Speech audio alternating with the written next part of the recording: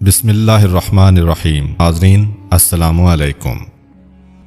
اہل سرسار کی ایک قوم جسے قوم سبا بھی کہا جاتا ہے، اللہ تعالیٰ کی بے شمار نعمتوں کے اندر زندگی گزار رہی تھی۔ یہ قوم ایک عظیم تہذیب و تمدن کی مالک تھی۔ حضرت داؤد علیہ السلام اور حضرت سلیمان علیہ السلام کی باعظمت حکومتوں کے بعد ان کی حکومت زبان زدے خاص و عام تھی۔ کہا جاتا ہے کہ یہ لوگ گندم کے مغز سے آٹا پیس کر روٹیاں پکاتے تھے، لیکن اس قدر اسراف کرنے والے اور ناشکرے تھے کہ انہی روٹیوں کے ساتھ بچوں کا پاخانہ صاف کرتے تھے۔ ان آلودہ روٹیوں کو اکٹھا کرنے سے ایک پہاڑ بن گیا تھا۔ ایک صالح شخص نے وہاں سے گزرتے ہوئے ایک عورت کو دیکھا جو روٹی کے ساتھ بچے کے پاخانے کے مقام کو صاف کر رہی تھی۔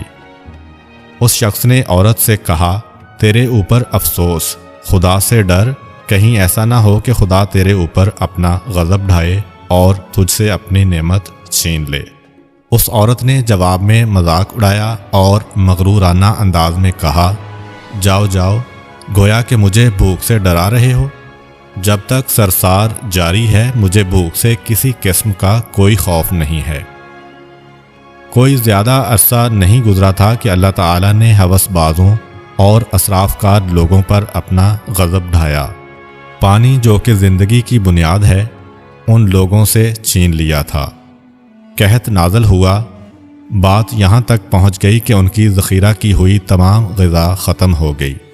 آخرکار وہ مجبور ہو گئے کہ انہی آلودہ روٹیوں پر ٹوٹ پڑیں جو ان لوگوں نے اکٹھی کر کے پہاڑ کے مانند ڈھیر لگایا ہوا تھا، بلکہ وہاں سے روٹی لینے کے لیے صف لگتی تاکہ ہر کوئی وہاں سے اپنے حصے کی روٹی لے سکے۔ کفران نعمت، قحط اور ان کی بدحالی کے بارے میں متعدد روایات موجود ہیں۔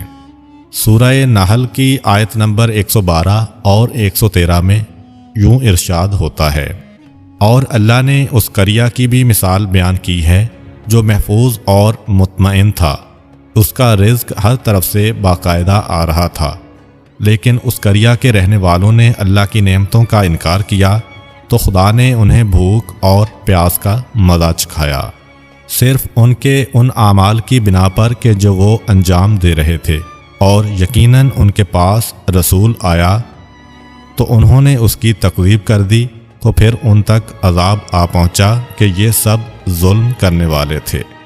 اسی قوم سبا کے بارے میں ایک اور واقعہ بیان ہوتا ہے کہ ان لوگوں نے اپنی زراعت کو بہتر طور پر کاشت کرنے کے لیے پانی ذخیرہ کرنے کی خاطر بلک کے دو پہاڑوں کے درمیان ایک بہت بڑا بند معرب تعمیر کیا ہوا تھا۔ سوراخ اور دوسرے پہاڑوں سے گزرا ہوا پانی اس بند میں آ کر وافر مقدار میں جمع ہو جاتا تھا۔ قوم سبا نے اس پانی سے صحیح طور پر استفادہ کرتے ہوئے وسیع و عریض اور بہت سے خوبصورت باغات لگائے اور کھیتی باڑی کو رونق بخشی۔ ان باغات کے درختوں کی شاخیں اس قدر پھلوں سے لدی ہوئی ہوتی تھیں کہ کہتے ہیں کہ اگر کوئی شخص سر پر ٹوکری رکھ کر ان کے نیچے سے گزرتا تو پھل خود بخود ٹوکری میں گرنا شروع ہو جاتے اور قلیل مدت میں ٹوکری تازہ پھلوں سے بھر جاتی۔ اس قوم کے بہت سارے دیہات اور قریے تھے جو بہت آباد اور آپس میں جڑے ہوئے تھے، لیکن نعمتوں کی کثرت نے انہیں شکر کرنے کے بجائے سرمست اور غافل کر دیا تھا، یہاں تک کہ ان کے درمیان بہت بڑا طبقاتی نظام وجود میں آ چکا تھا۔ ان میں سے صاحب اقتدار لوگوں نے کمزوروں اور ضعیفوں کا خون چوسنا شروع کر رکھا تھا، یہاں تک کہ ان لوگوں نے خدا سے ایک احمقانہ التماس کیا جس کا ذکر سورہ سبا کی آیت نمبر 19 میں ملتا ہے۔ انہوں نے کہا، خدایا ہمارے سفروں کے درمیان فاصلہ زیادہ کر دے۔ انہوں نے اللہ تعالیٰ سے یہ التماس اس لیے کیا تاکہ غریب و بے نوا لوگ عمرہ اور ثروت مندوں کے ہمراہ سفر نہ کریں۔ ان کی خواہش یہ تھی کہ آبادیوں کے درمیان خشکی ہو اور فاصلہ بہت زیادہ ہو تاکہ تہی دست اور کم آمدنی والے لوگ ان کی طرح سفر نہ کر سکیں۔ اللہ تعالیٰ نے ان مغرور پیٹ کے پجاریوں پر اپنا غضب نازل کیا۔ بعض تواریخ کے مطابق ان مغرور لوگوں کی آنکھوں سے دور صحرائی چوہوں نے معرب نامی بند کی دیواروں پر حملہ کر کے انہیں اندر سے کھوکھلا کر دیا۔ ادھر سے بارشیں زیادہ ہوئیں جن کی وجہ سے سیلاب آ گیا اور اس بند میں پانی بہت زیادہ اکٹھا ہو گیا۔ اچانک بند کی دیواریں ٹوٹیں، اس سے ایک بہت بڑا سیلاب آیا جس میں تمام دیہات، آبادیاں، مال مویشی، باغات، کھیتیاں، ان کے محل اور گھر پانی میں غرق ہو کر نابود ہو گئے۔ ان کے باغات اور زراعت میں سے صرف کچھ پیلو اور بیری کے درخت اور کچھ جھاڑیاں بچی تھیں۔ خوش الحان پرندے وہاں سے کوچ کر گئے تھے، جبکہ الوؤں اور کووں نے قوم سبا کے کھنڈرات میں اپنے گھونسلے بنا لیے تھے۔